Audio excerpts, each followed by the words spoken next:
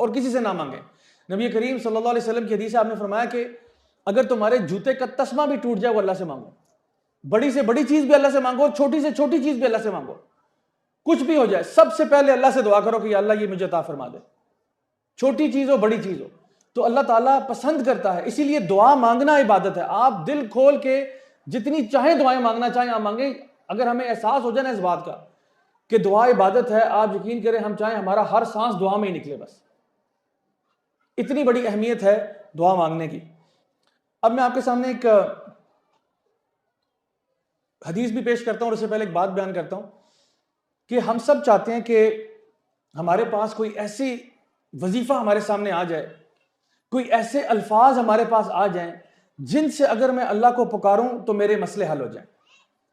हर बंदा चाहता है, पूछते हैं एक दूसरे से ना कि भाई बताइए कोई वजीफा बताइए जी, आजकल रिस्क में बड़ी तंगी है, कोई वजीफा बताइए जी, कोई अल्फाज ऐसे, कोई मैजिक वर्ड्स तो ऐसे बताएं, मैं किन अल्फाज से अल्लाह को पुकारूंगा, वो कौन से कलिमात अदा करूंगा कि मेरी मुश्किलें टल जाएंगी, मेरे रिस्क में इजाफा हो जाएगा, मुझे अल्लाह नेक और साले औलाद अता फरमा देगा, मेरा रिश्ता जो खराब हुआ है मेरे फैमिली मेंबर्स के साथ वो ठीक हो जाएगा। मुझे बताएं कोई ऐसे कलिमात अदा कर दें। तो अब ये चीजें कौन बताएगा आपको? जाहिर सी बात है नबी करीम सल्लल्लाहु अलैहि वसल्लम आपको बताएंगे कि असल कलिमात कौन से हैं जिनसे अल्लाह ताला को पुकारा जाए। सबसे अच्छे कलिमात जो आपको मिलेंगे या तो वो कुरान मजीद में होंगे, अल्लाह ताला को पुकारने वाले। वैसे तो हर बंदा जैसे चाहे अल्लाह को पुकारे, कोई मसला नहीं इंशाल्लाह, आप अपनी जुबान में दुआ मांगे, नो प्रॉब्लम, दिल से मांगे इंशाल्लाह। लेकिन जो सबसे अच्छे अल्फाज होंगे वो आपको कुरान मजीद में मिलेंगे या फिर उसके बाद नबी करीम सल्लल्लाहु अलैहि वसल्लम की हदीस मुबारक में मिलेंगे कि नबी ने अल्लाह को ऐसे पुकारा था। अब इमाम बुखारी जो है वो ये बात रिवायत करते हैं अनस बिन मालिक के बारे में रज़ियल्लाहु अन्हु कि वो फरमाया करते थे कि जो सबसे ज्यादा मांगी वाली दुआ जो है ना नबी करीम सल्लल्लाहु अलैहि वसल्लम की, वो कौन सी है? अब रुक जाएं जरा एक सेकंड के लिए। नबी करीम सल्लल्लाहु अलैहि वसल्लम ने कोई दुआ अगर एक दफा भी मांगी हो, जो रहमत लिल आलमीन है, लक़द कान लकुम फी रसूलिल्लाहि उस्वतुन हसना, उन्होंने कोई दुआ एक भी दफा मांगी हो तो हमारे लिए वो पूरी उम्मत की दुआएं एक पलड़े में है, उनकी वो एक दुआ दूसरे पलड़े में। जो दुआ मेरे प्यारे नबी ने मांगी हो, सोचे वो अहम दुआ होगी या ऐसी आम सी दुआ होगी, कभी एक दफा भी मांगी हो ना तो उसका क्या कहना। तो यहां पे फरमाया जा रहा है वो दुआ जो सबसे ज्यादा नबी करीम सल्लल्लाहु अलैहि वसल्लम मांगा करते थे, और ये वो दुआ है जो कुरान मजीद में भी है, और ये वो दुआ है जो आज हमने तरावी में भी पढ़ी है। अल्लाह अकबर कबीरा। वो दुआ जो नबी करीम सबसे ज्यादा मांगा करते थे कुरान मजीद के अंदर ना, मेरे अपने जो उस्ताद हैं अल्लाह ताला उनको लंबी उम्र अता फरमाए, डॉक्टर फजल लाई साहब, उन्होंने एक जगह पर 123 दुआएं जो है कुरान मजीद में से निकाल के एक्सट्रैक्ट की। पूरे कुरान मजीद में ढेरों दुआएं हैं, पूरे यानी रब्बा हम जो ना रब्बाना वाली, अल्लाहुम्मा वाली, बेशुमार दुआएं 123 तो उन्होंने साइड पे की हैं। अब उन सारी दुआओं में से, वो सारी दुआएं बड़ी अहम है, सारी की सारी कुरान मजीद में, उन दुआओं में से भी एक दुआ ऐसी है, नबी करीम सल्लल्लाहु अलैहि वसल्लम को तो सारी दुआएं आती थी ना, आप पे तो कुरान नाजिल हुआ है, आपको तो वो सारी दुआएं आती हैं, वो सारी दुआएं याद हैं आपको, लेकिन इन सारी दुआओं में से आपकी एक फेवरेट तरीन दुआ थी, सबसे फेवरेट तरीन दुआ थी, और नबी करीम सल्लल्लाहु अलैहि वसल्लम वो सबसे ज्यादा मांगा करते। वो कौन सी दुआ थी?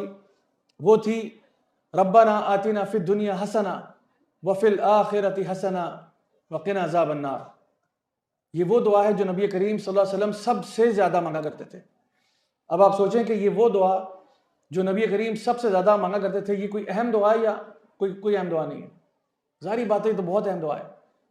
नबी करीम सल्लल्लाहु अलैहि वसल्लम को सारी दुआओं का इल्म है जो कुरान मजीद में मौजूद है और इसके अलावा भी, लेकिन आपने एक दुआ को चुन लिया। अनस बिन मालिक जो है नरेट करते हैं कि ये उनकी फेवरेट तरीन दुआ है जो आप मांगते थे, और ये वो दुआ है जिसमें दुनिया और आखिरत की जितनी भी खैर हो सकती है वो सारी एक छोटी सी दुआ में मांगी गई है अल्लाह ताला से।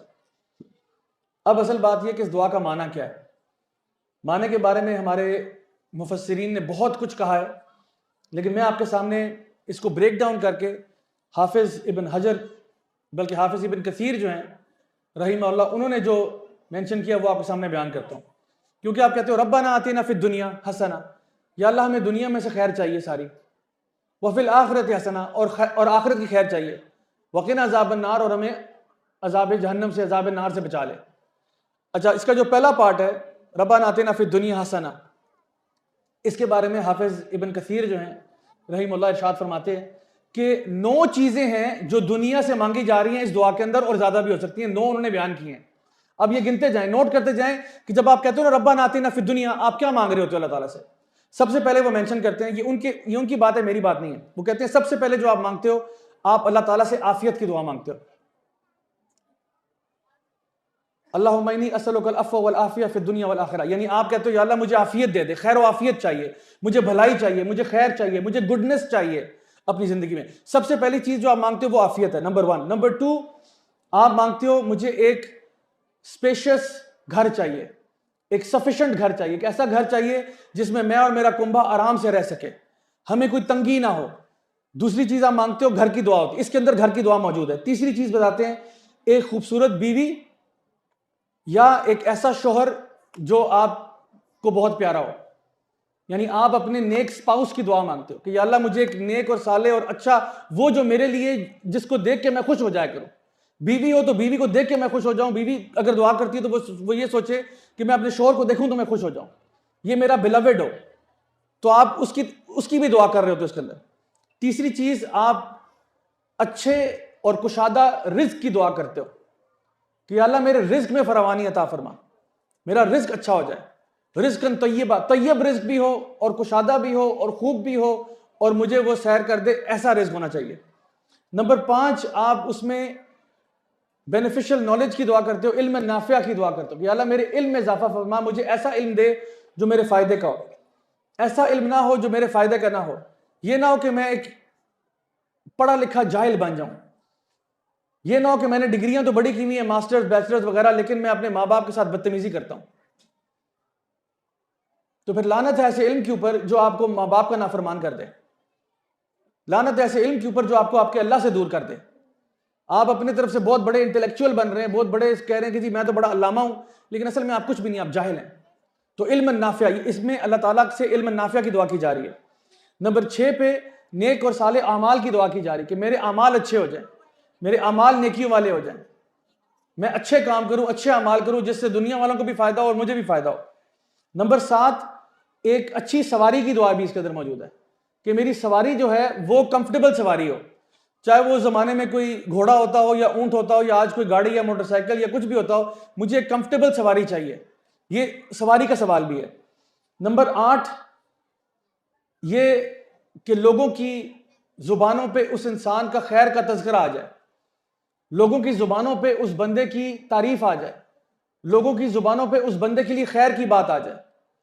ये 8वीं चीज है जो इंसान मांग रहा होता है कि अल्लाह मेरा तज़किरा खैर से होना चाहिए, मेरा तज़किरा शर में नहीं होना चाहिए। और नंबर 9, नेक और साले औलाद की दुआ है। 9 चीजें समझ में आ गई। रब्बाना आतिना फिद दुनिया की सिर्फ तशरीफ फरमाई अभी इन्होंने, हाफिज इब्न कसीर ने, कि आफियत आ जाए, अच्छा घर हो, अच्छे स्पाउस हो, बीवी या शोहर अच्छा मिल जाए, रिज्क अच्छा हो जाए, इल्म अच्छा मिल जाए, नेक और साले अमाल हो जाए, अच्छी सवारी होनी चाहिए और लोगों की जुबानों पे मेरा खैर का तज़किरा होना चाहिए। और नंबर 9, नेक और साले औलाद। ये 9 चीजें हैं जो सिर्फ रब्बाना आतिना फिद दुनिया में, और इसके अलावा कितनी ज्यादा है वो कहते हैं वो गिनी नहीं जा सकती, क्योंकि दुनिया में जितनी भी खैर, दुनियावी बात हो रही है, आखिरत की बात नहीं, दुनिया में जो खैर हो सकती है वो दुआ आप कर देते हो रब्बाना आतिना फिद दुनिया कह के। उसके बाद फिल आखिरा क्या है कि आखिरत में भी खैर चाहिए, उसके बारे में 3 चीजें जो है ना बयान फरमाते हैं। आखिरत के बारे में कहते हैं, नंबर 1, जब आप कहते हो कि रब्बाना आतिना फिद दुनिया हसना व फिल आखिरति हसना, नंबर 1 इसमें क्या चीज है? इसमें जन्नत का सवाल है कि अल्लाह मुझे जन्नत चाहिए, मुझे जन्नत चाहिए। आखिरत में खैर का आला मकाम किया जन्नतुल फिरदौस, सबसे पहले इंसान जन्नतुल फिरदौस तलब कर रहा होता है इसमें, व फिल आखिरति हसना कह के।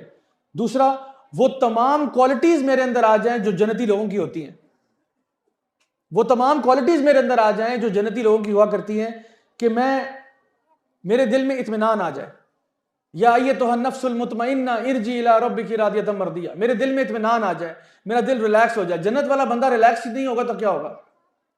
जन्नत में जो जाने वाला बंदा है वो पैनिक कर रहा होगा, वो स्ट्रेस और एंजाइटी में होगा। जो जिसको पता है वो जन्नत जा रहा है वो तो रिलैक्स हो जाएगा। तो चाहे पूरी दुनिया जो है ना उसमें खलबली मची हुई है, एंजाइटी है, लोगों के ऊपर प्रेशर है, ये बंदा रिलैक्स है। तो एक तो जन्नतुल फिरदौस का सवाल आ गया इसमें, व फिल आखिरत हसना में। दूसरा, जो क्वालिटीज हैं जन्नत वालों की, यानी कि रिलैक्स्ड पर्सनैलिटी हो जाए, इत्मीनान वाली नफ्स हो जाए, दिल में सुकून मिल जाए, बेचैनी और बेकरारी खत्म हो जाए, ये मेरे अंदर आ जाए। और नंबर 3, मेरा आसान हिसाब हो। अल्लाह मुहासिबना हिसाबन यसीरा, एक आसान हिसाब हो मेरा, मेरी अकाउंटेबिलिटी में भी टाइम ना लगे। जब मैं जाऊं क़यामत वाले दिन तो मेरा फौरन से मुझे जन्नत में भेज दिया जाए, मुझे ज्यादा वहां पे डिटेन ना किया जाए, मुझे वहां पे होल्ड ना किया जाए, मेरे से सवालों जवाब ना किए जाए, बस मेरा आसान हिसाब हो और मुझे जन्नत में दाखिल कर दिया जाए। और तीसरी चीज वक़िना अज़ाबन नार का क्या मतलब है कि मुझे अज़ाब जहन्नम से बचाया जाए, अज़ाब नार से बचाया जाए। और उसके बारे में वो इरशाद फरमाते हैं कि इसका मतलब है तमाम वो चीज़ें जो इंसान को जहन्नम में लेके जाती हैं उनसे पनाह मांगी जा रही है। तमाम वो चीज़ें जो इंसान को जहन्नम में लेके जाएंगी, और उससे पहले जितने भी किए हुए आमाल हैं कि अल्लाह मुझे हराम कामों से बचा, या जब आप कहते हो ना वक़िना अज़ाबन नार, या अल्लाह मैं हराम काम नहीं करना चाहता, या अल्लाह मैं हराम बिजनेस नहीं करना चाहता, या अल्लाह मैं लोगों के साथ हराम मामलात नहीं करना चाहता, या अल्लाह मैं कोई ऐसा काम नहीं करना चाहता जो मुझे अज़ाबन नार की तरफ धकेल दे। आज हमने पढ़ा था तरावी में भी कि ला तत्तबिउ खुतवात शैतान, कि खुतवात शैतान पे नहीं चलना हमने। उदखुलू फिस्सिल्मी काफा, पूरे के पूरे इस्लाम में दाखिल हो जाओ और शैतान के नक्शे कदम पे ना चलो। तो यहां पे पनाह मांगी जा रही है कि हमने शैतान के नक्शे कदम पर भी नहीं चलना, क्योंकि जब उसके नक्शे कदम पे इंसान चलेगा ऑटोमेटिकली वो जहन्नम के रास्ते पे जा रहा है, नार के रास्ते पे जा रहा है।